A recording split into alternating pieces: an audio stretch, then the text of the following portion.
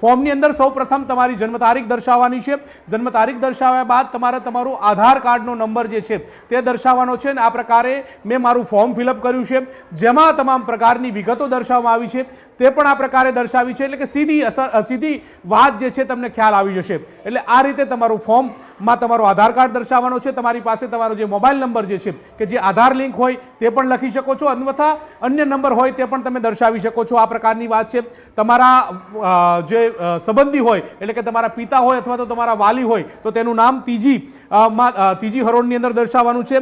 ત્યારબાદ તેમનું જે ઓળખપત્ર હોય એટલે કે જે ચૂંટણી કાર્ડની અંદર તેમનો નંબર હોય તો તે તમારે દર્શાવવાનો છે અને ચૂંટણી કાર્ડની ઉપર આપેલો નંબર આ રીતે તમારે લખવાનો રહેશે અને આ રીતે તમારું ફોર્મ ફિલઅપ કરવાનું રહેશે। ત્યારબાદ તમારા માતાનું નામ દર્શાવવાનું છે અને તેમનો પણ ચૂંટણી કાર્ડ નંબર જે છે તે દર્શાવવાનો છે, એટલે કે તે તેમાં ઉલ્લેખ કરવાનો છે અને ત્યારબાદ તેમનો જે મતદાર કાર્ડ હોય તે જે રીતે પિતાનું લખ્યું હોય અથવા તો વાલીનું જે રીતે દર્શાવવામાં આવ્યું હોય તે જ વિગત ફરી એકવાર આ રીતે ફિલઅપ કરવાની રહેશે। ત્યારબાદ તમારા જીવનસાથી એટલે કે જો પરિણીત હોય તો પરિણીત થયેલા વ્યક્તિઓ હોય તેમને તમારા જીવનસાથીનું નામ દર્શાવવાનું આવશે, એટલે કે જેથી કરીને તમારા નામની સીધી પાછળ તેમ મધ્ય યાદી તૈયાર થાય તો તેમાં તેમનું નામ દર્શાવવામાં આવે। હવે મહત્વની જે બે વિગતો છે, જે બે કોષ્ટક દર્શાવવામાં આવ્યા છે, એટલે કે જે પહેલું કોષ્ટક જે છે તેમાં સાફ રીતે દર્શાવવામાં આવ્યું છે કે છેલ્લે SIRની મતદાર યાદીની વિગતો દર્શાવવાની વાત છે, એટલે કે 2002માં આ પ્રકારની પ્રોસિજર થઈ હતી। 2002ની અંદર જે મતદાર યાદી તૈયાર હતી તેમાં તમારું નામ છે કે કેમ તે યાદી ચકાસવાની છે અને જે પ્રકારે તેમાં જો તમારું નામ હોય તો તમારે અહીંયા આ વિગતો આ જે નોન એપ્લિકેબલ એટલે કે જે મારી વિગતો નથી આપેલી ત્યાં એટલે મેં દર્શાવી નથી, પરંતુ જે વ્યક્તિની 2002ની યાદી જુઓ અને તેમાં તમારું નામ લખેલું હોય તો તેમાં તમારે આ વિગતો દર્શાવવાની છે, પરંતુ ત્યાં મારા નામની યાદી નથી, મારા દાદાના નામની યાદી છે, એટલે મેં મારા દાદાનું નામ દર્શાવ્યું છે, તેમની વિગતો ફિલઅપ કરી છે અને તેમની સાથેનો જે મારો સંબંધ શું છે તેનો પુરાવો રજૂ કરવામાં આવ્યો છે અને આ પ્રકારની વાત છે અને આ પ્રકારે આ ફોર્મ જે છે તે ફિલઅપ કરી શકો છો। ફક્ત 3 મિનિટની અંદર આ ફોર્મ ફિલઅપ થઈ શકે છે। મહત્વનું એ છે કે જો 2002ની યાદીમાં તમારું નામ નથી તો તમારે અહીંયા સંબંધીનું નામ દર્શાવવાનું છે, એટલે કે તેમાં સૌથી પહેલા તમારા દાદાનું નામ હોય તો દાદાનું નામ દર્શાવી શકો છો, તમારા પિતા તરીકે વાલી તરીકે તમારા પિતાનું નામ દર્શાવી શકો છો, જો વાલી હયાત નથી અને માતા હયાત છે ને તેમના નામની યાદી જાહેર છે તો તેમનું નામ દર્શાવી શકો છો। જો આ તમામ પ્રક્રિયામાંથી કોઈ નથી તો તમારે આ બંને જે ખાના જે છે તે ખાલી રાખવાના છે અને જ્યારે ચૂંટણી પંચ જે પ્રકારના દિશા નિર્દેશ જાહેર કરે ત્યારબાદ તમારે આ પ્રકારનું નામ દર્શાવવાનું છે, એટલે કે આ પ્રકારે હવે જે ચૂંટણી સુધારણા મતદાર યાદી ચાલી રહી છે તેને લઈ અને તમારી પ્રક્રિયા આ રીતે પૂરી કરી શકો છો અને તમારે નીચે તમારી સાઇન કરી અને આ ફોર્મ ફિલઅપ કરવાનું છે।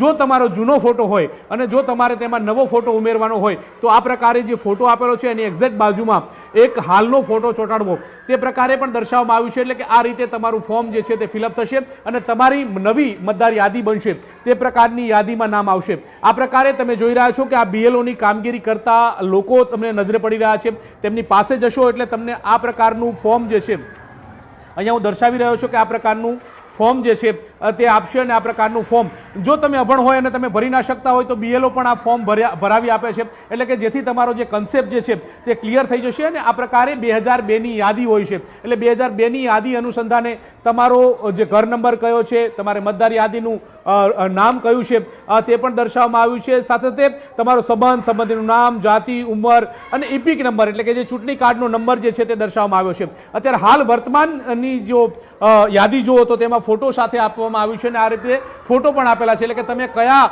ભાગના મતદાર છો, તમારા કયા ભાગની અંદર નામ આપે છે એ તે તમામ પ્રકારની વિગતો જે છે તે BLO એટલે કે જે બૂથ લેવલના જે ઓફિસર જે છે તેમની પાસે ત્યાં વિગત જાણી શકાય છે અને આ રીતે વિગત મેળવી શકાય છે, એટલે ચંદ મિનિટોની અંદર તમે તમારી મતદાર યાદી સુધારણા જે છે તે કરી શકશો અને આ રીતે 2 જ મિનિટની અંદર ફોર્મ જે છે તે ફિલઅપ કરી શકશો। મહત્વનું એ છે કે અત્યારે હાલ લોકોને જે પ્રશ્ન ઉદ્ભવી રહ્યા છે અને જે પ્રશ્નો સતાવી રહ્યા છે તે આ બંને જે ખાના છે તેમાંથી પ્રશ્ન આવી રહ્યા છે કે આમાં શું દર્શાવવું, કેવી રીતે દર્શાવવું અને શું નામ દર્શાવવું, તો તે નામનો તોડ જે છે કે જ્યાં છેલ્લે SIRની વિગત દર્શાવવામાં આવી છે, એટલે કે છેલ્લે ચૂંટણીનું જે નામ દર્શાવવામાં આવ્યું હોય તેમાં તમારું નામ હોય તો ત્યાં વિગતો દર્શાવવાની છે અને ત્યાં વિગતો ફિલઅપ કરવાની છે।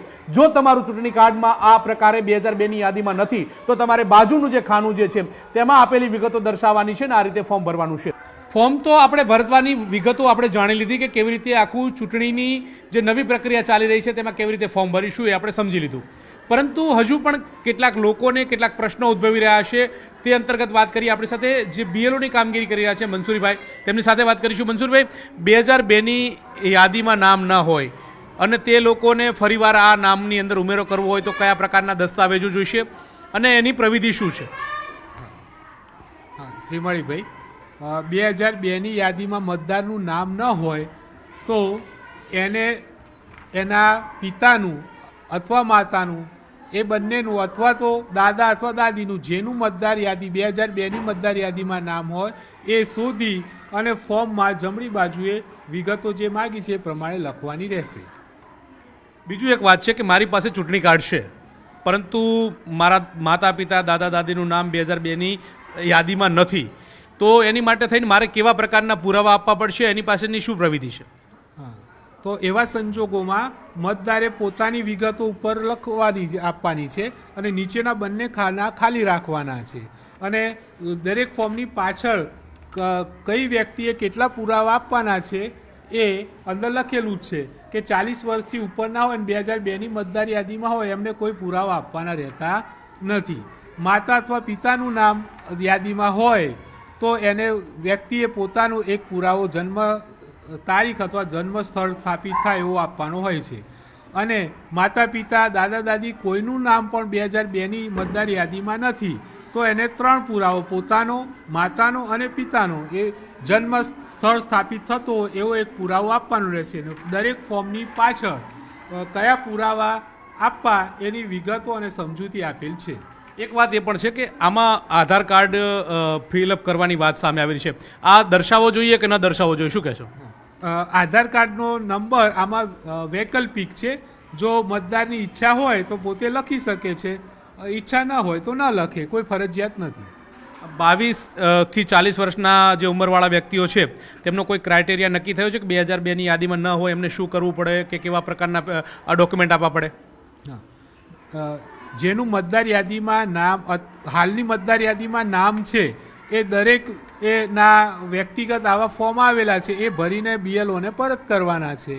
અને જે લોકોના હજી સુધી મતદાર યાદીમાં નામ આવ્યા જ નથી એમને ડિસેમ્બરમાં નવેસરથી ફોર્મ અને ડોક્યુમેન્ટ આપીને મતદાર યાદીમાં નામ દાખલ કરાવવાનું રહેશે.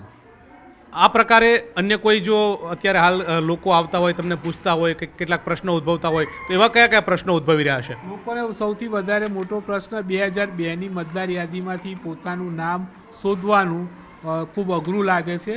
અને એમાંય ગામડામાં ઘણા લોકો એવા છે કે જેમને મોબાઈલ કે ટેકનોલોજીનું કોઈ જ્ઞાન જ નથી. તો એવા વ્યક્તિઓ ના માટે આ એક પ્રશ્ન થોડો પેચીદો છે. પણ અહીંયા આવે છે તો આપ શિક્ષિત તરીકે ફોર્મ ભરી આપો છો ખરા?